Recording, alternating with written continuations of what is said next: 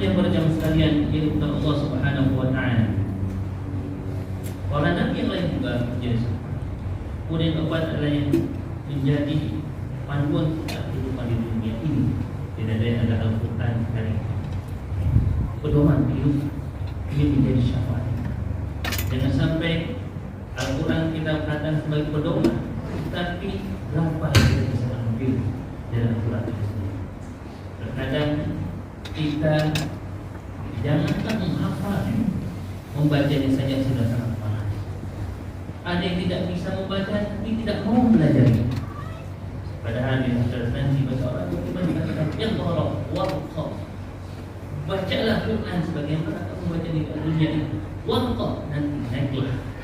Nanti derajat kamu, posisi kamu akan sesuai dengan ayat terakhir yang kamu baca.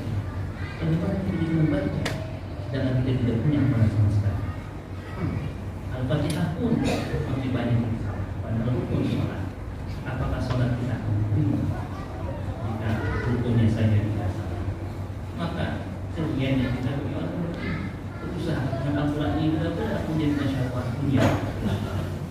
Dan sekarang berusaha kita bisa, yang belum bisa baca orang belajar, yang belum bisa menghafal hafal, karena nanti derajat kita akan terakhir apa yang kita bisa baca di akhir nanti.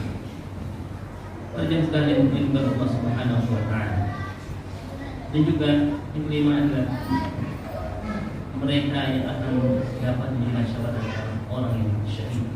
Orang yang syahid di jalan Allah Subhanahu wa taala.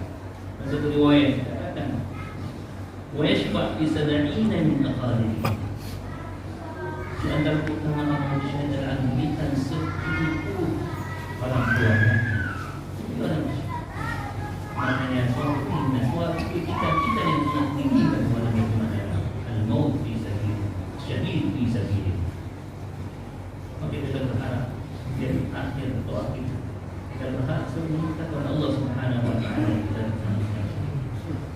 syahid bagaimanapun caranya yang jelas dan fi sabilillah. Yang utama adalah al-jihad. Ketika berperang kemudian terbunuh, itulah syahid yang penting. Ataupun syahid dalam ilmu atau syahid ketika dia mencari. Wajib sekalian menyembah Allah Subhanahu wa taala yang penting.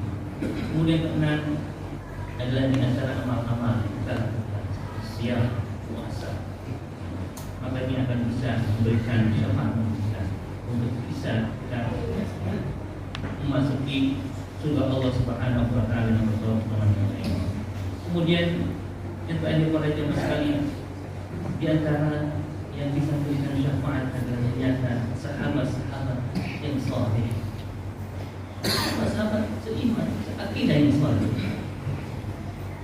Dan sebuah riwayat ditegaskan nanti ketika apabila mereka melihat bahwa diri mereka telah selamat, orang yang iman masuk surga Allah Subhanahu wa taala,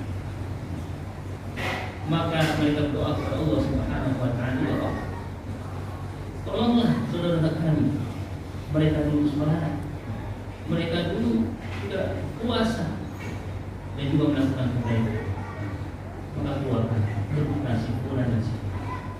Maka Allah Subhanahu wa taala akan memintakan siapapun itu sebagai pendidikan Islam masih ada di dalam hatinya keimanan kuat. Maka saya akan berbanyak orang-orang yang saleh.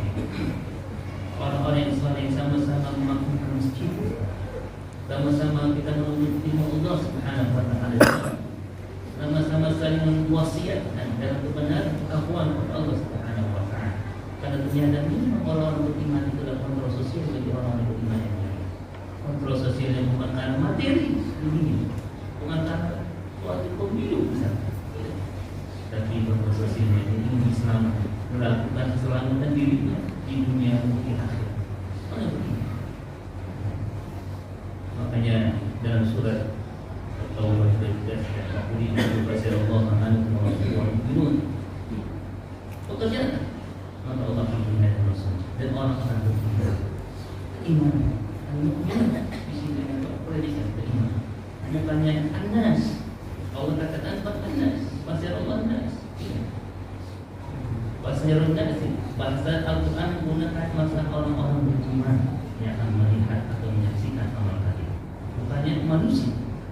Mengapa? Karena orang beriman tidak akan menilai, melihat, meluruskan saudaranya dengan angka keimanan, yaitu ketaatan kesatuan kepada Allah Subhanahu wa Ta'ala. Bukan karena suatu yaitu pentingnya dunia, apalagi sesaat. Alhamdulillah, kalau menurutnya sudah pada jamaah sekalian, berbanyak kita sahabat-sahabat yang soleh, teman-teman yang soleh, di mana kita akan nanti akan menjadi memberikan syafaat kepada kita semua, seperti yang disampaikan oleh Al-Imam Ibnul Jauzi rahimahullah, illam tajiduni fil jannah bainakum fas'alu anni wa qulu ya rabbana hadduka fulan kana yadhkuruka. Imam Ibnul Jauzi rahimahullah, beliau adalah salah satu orang hadis. Beliau ketika di hadapan murid-muridnya, apa yang dikatakan? Jika nanti kalian tidak menemukanku di dalam surga antara kalian, maka minta kepada Allah Subhanahu wa Ta'ala. Katakan, ya Rabb, wahai Tuhan kami, si fulan, ampunkan si fulan, hambamu si fulan ini. Dia sering mengingatkanmu, mengingatkan kami denganmu, atau mengingatkanmu di antara. Dia sering mengingatkan kami terhadapmu ya Allah Subhanahu wa Ta'ala. Maka sama seorang ulama besar Imam Ibnu Jauzi beliau sangat berharap bukan hanya dari segala ilmu yang digunakan, tetapi dari sahabat-sahabat, bahkan dari murid-muridnya itu bisa memberikan syafaat di akhir. Demikian para jemaah sekalian yang dimuliakan Allah Subhanahu wa Ta'ala.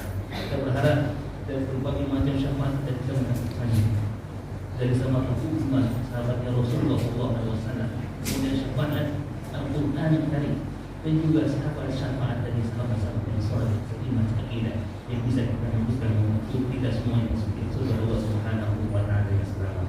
Demikian para jemaah sekalian, aqulu qouli hadza wa astaghfirullah wa lakum wa lisa'iril muslimina wa muslimat wal mu'minina wal mu'minat wastaghfiruhu innahu huwal ghafurur rahim.